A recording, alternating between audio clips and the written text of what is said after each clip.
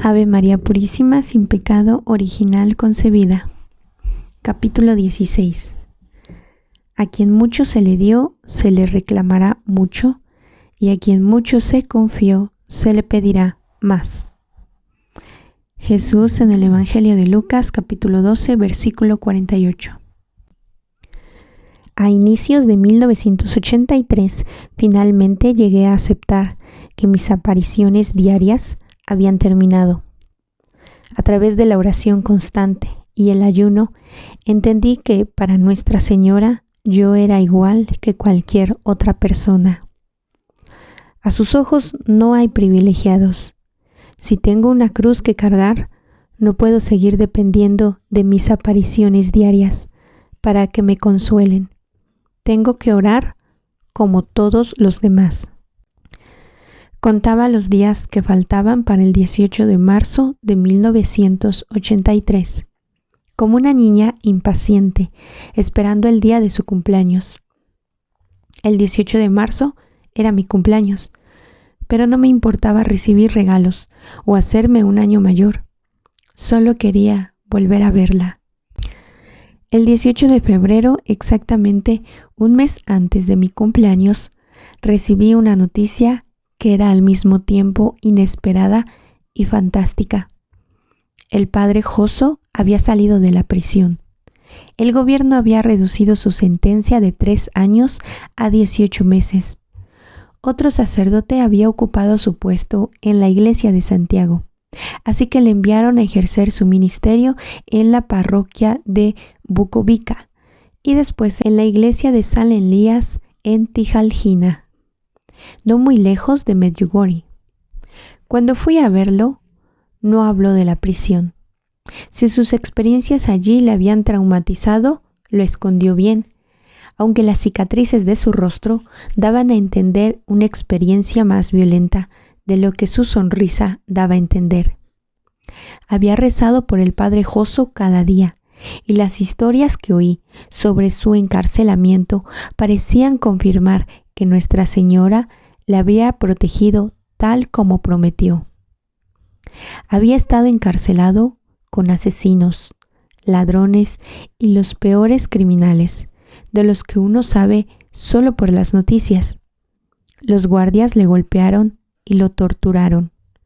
Le obligaron a hacer trabajos forzados e intencionalmente hicieron correr terribles rumores sobre él entre los prisioneros. Pero el padre Josso se aferró a su fe y nunca negó lo que él creía que era verdad sobre Medjugorje. Los prisioneros, muchos de los cuales eran ateos, musulmanes y ortodoxos, empezaron a ver algo en especial en él, así que comenzaron a preguntarle sobre Dios. Les habló sobre Nuestra Señora, Medjugorje y la misericordia de Jesús. El padre Josso posteriormente dijo que en la prisión fue feliz y estaba en paz, porque había tenido la oportunidad de llevar hombres conflictivos a Jesús. El mayor sufrimiento había sido no tener la Biblia, su rosario o permiso para celebrar la misa. Al poco tiempo, algunos de los guardias de la prisión empezaron a tenerle miedo. Aseguraron ver luces extrañas en su celda durante la noche, y muchas mañanas encontraron la puerta de su celda inexplicablemente abierta. El padre Josso después reveló que Nuestra Señora se le había aparecido en la prisión, aunque nunca explicó estos encuentros. Insinuó que había sido encuentros privados que le habían dado gran consuelo. Incluso antes de ser liberado, los comunistas continuaron hostigándole, pero permaneció un fiel defensor de Medjugorje. A pesar de mi alegría por la liberación del padre Josso, estaba preocupada por la aparición prometida y de algún modo también nerviosa. ¿Qué pasaría si ella no venía? Esa posibilidad era demasiado horrible para pensar en ella. En las noches anteriores a mi 18º cumpleaños, apenas podía conciliar el sueño. El día de mi cumpleaños me desperté pronto y me preparé para ese día con la ayuda de la oración. Mi familia se unió a mí en el rezo del Santo Rosario. Mi expectación era mayor que nunca, y cuando estos sentimientos familiares comenzaron a crecer dentro de mí, quitándome el aliento a medida que se intensificaban, estaba casi sorprendida. De repente sentí como si mi corazón fuera a quemarse dentro de mi pecho, y vi a Nuestra Señora ante mí. Era como nacer de nuevo. Mientras miraba fijamente su belleza y saboreaba el amor que irradiaba, mi único deseo era que me llevara consigo. La vida en la tierra parecía sin sentido y desolada en comparación con aquel momento en su presencia. Deseaba estar con ella para siempre, pero se terminó demasiado pronto, y cuando ella se fue, me quedé abrumada, sabiendo que no la vería de nuevo hasta el cabo de un año. Agitada por la emoción, me arrodillé y lloré largamente. La gente que me ve cuando termina una aparición dice que tengo dificultad para volver a la realidad, pero yo pienso de manera diferente. Nada es más cercano a la realidad que estar con Nuestra Señora. El cielo es la realidad última y la bienaventurada Madre es más real que cualquier otra persona sobre este planeta. El dolor de dejar esa dicha indescriptiblemente es inmenso. Sin embargo, su reaparición me llenó de paz porque confirmaba que ella me visitaría al menos una vez al año durante el resto de mi vida. Cuando reuní fuerzas suficientes para levantar la cabeza, vi a mis padres y a mi hermano mirándome preocupados.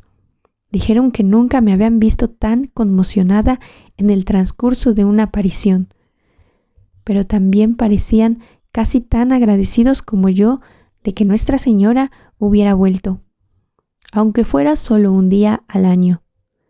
Esto nos recordaba a todos lo afortunados que habíamos sido al haber tenido su compañía durante 18 meses. En aquel momento me hubiera gustado haber permanecido en oración sin interrupciones, recordando en mi mente la aparición una y otra vez. Pero el así llamado mundo real requería mi atención urgente. Mi último año en el instituto estaba a punto de concluir y yo ya no era la excelente estudiante que solía ser. El estrés de estar constantemente acosada por los policías, sumando a la depresión que sufrí cuando las apariciones diarias terminaron, habían afectado a mis notas. Sin embargo, estaba determinada a graduarme. Todo lo que tenía que hacer era pasar el examen final. Estudié mucho, sabiendo que mis 4 años de instituto habrían sido en vanos si suspendía. La noche antes del examen final, la directora de mi instituto llamó a nuestro apartamento. Cuando cogí el teléfono pidió hablar con mi padre. Me extrañó, porque nadie del instituto había llamado nunca a nuestra casa. Me pregunté si había hecho algo mal. ¿Por qué necesitaba hablar con mi padre, camarada directora? Pregunté. Tengo que pedirle un favor, dijo. Le pasé el teléfono a mi padre. Escuchó atentamente sin decir apenas una palabra. Todo tipo de pensamientos pasaron por mi cabeza. ¿Qué podría estar diciéndole cuando no había hecho nada malo? Sabía que ella era serbia y un miembro del Partido Comunista, pero siempre había sido amable conmigo. Unos momentos después, mi padre colgó el teléfono y salió de inmediato del apartamento. ¿Dónde podría estar yendo a esta hora de la noche? Todo parecía muy raro, pero no podía permitir que nada me distrajera de mi preparación para el examen. Estaba todavía estudiando cuando oí que volvía a casa. Fui a dar las buenas noches a mis padres y cuando les encontré llorando en la cocina me preocupé. ¿Qué ha pasado?, le pregunté. Mi madre no podía mirarme. El primo de tu padre ha muerto, dijo. Era un primo lejano, añadió mi madre. Uno que no había conocido antes. Me pareció extraño que estuviera llorando por un primo a quien ni siquiera había conocido. Sin embargo, estaba demasiado centrada en los estudios para hacerles más preguntas. La mañana siguiente, segura de que pasaría, estaba impaciente por hacer el examen, pero justo antes de que saliera hacia el instituto, mi padre me detuvo. «Escucha, Mirjana», dijo, «si pasas, pasas, pero si suspendes, no hay problema. Tú sabes que siempre nos tendrás y que siempre tendrás tu casa. Tan solo vuelve, sana y salva». Sus palabras me parecieron extrañas y la seriedad de su cara era muy inusual. «¿Dudas de mí?», dije. «¿Qué es lo que te está pasando?». «Simplemente no olvides lo que te he dicho», dijo. «Vuelve a casa». No era en absoluto el tipo de cosas que uno quiere oír antes de una prueba. Pero cuando llegué al instituto había apartado de mi mente las enigmáticas palabras de ánimo de mi padre, considerándolas sencillamente como un torpe intento de mostrarme su amor. A fin de cuentas, él era un hombre. Sin embargo, cuando empecé a hacer el examen, las cosas fueron todavía más extrañas. El examen final estaba dividido en varias partes, con una prueba diferente para cada asignatura. Por lo general, los estudiantes hacían un descanso después de haber terminado cada parte, pero la directora decidió llamarme, la primera para cada asignatura. Exhausta, al final le dije lo que pensaba. «Camarada directora», dije, «¿puedo al menos tomar un respiro entre exámenes?» «No», respondió secamente. Su brusca respuesta me inquietó. ¿Por qué insistía tanto en examinarme de una asignatura detrás de otra sin pausa? ¿Estaba intentando agobiarme para que suspendiera? Respiré hondo y recé pidiendo ayuda de lo alto. Nadie impediría que me graduara, después de todas las dificultades que había pasado. Me dispuse a terminar las pruebas con determinación. Daba igual, lo rápido que me llegaran. Cuando terminé, la directora corrigió mi examen a una velocidad inusitada. «Has aprobado», dijo. «Te puedes ir a casa». Estaba contentísima. A pesar de todas las dificultades, me graduaría. Pero quería quedarme y ver cómo les iba a mis compañeros. Era muy probable que quisieran celebrarlo en una cafetería después de clase. «Me gustaría esperar aquí hasta que todos terminen», dije sin pensar que sería un problema. La directora se inclinó hacia adelante y me miró. «Vete a casa», dijo duramente y con tal convicción que de inmediato me di vuelta y me fui. Me sentí un poco herida en mis sentimientos, pero me dije a mí misma que no dejaría que su brusquedad me fastidiaría. Quizá estaba teniendo un mal día. Recé por ella tal como Nuestra Señora me había enseñado a hacer. «Tú no sabes qué cruces la gente debe soportar», había dicho. Cuando llegué a nuestro apartamento me sentía mucho mejor. De hecho, estaba feliz. «He aprobado», exclamé mientras entraba por la puerta. «Me voy a graduar». Mis padres me miraron con sorpresa. Ninguno de los dos dijo una palabra, y luego se miraron el uno al otro. No era precisamente la felicidad que había estado esperando. Entonces me pidieron que me sentara. Sus semblantes parecían estar desencajados por un día de estrés y preocupación. «¿Es sobre el primo que murió?», pregunté. «Estoy bien, de verdad. Ni siquiera le conocía». «No, querida», dijo mi madre. «Es sobre el instituto». De repente me inquieté. ¿Había olvidado algo la directora mientras corregía mi examen? ¿Había aprobado de verdad? «Ayer la policía fue a tu instituto», dijo mi padre. Y me explicó que la policía le había dicho a la directora que debía impedir que yo aprobara el examen final. Entonces le preguntaron cuándo se suponía que lo debía hacer para presentarse en el instituto a esa hora. «No puedo recordar la hora», les respondió. «Hay demasiados chicos».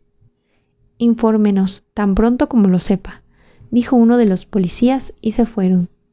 La directora estaba angustiada sobre cómo manejar la situación.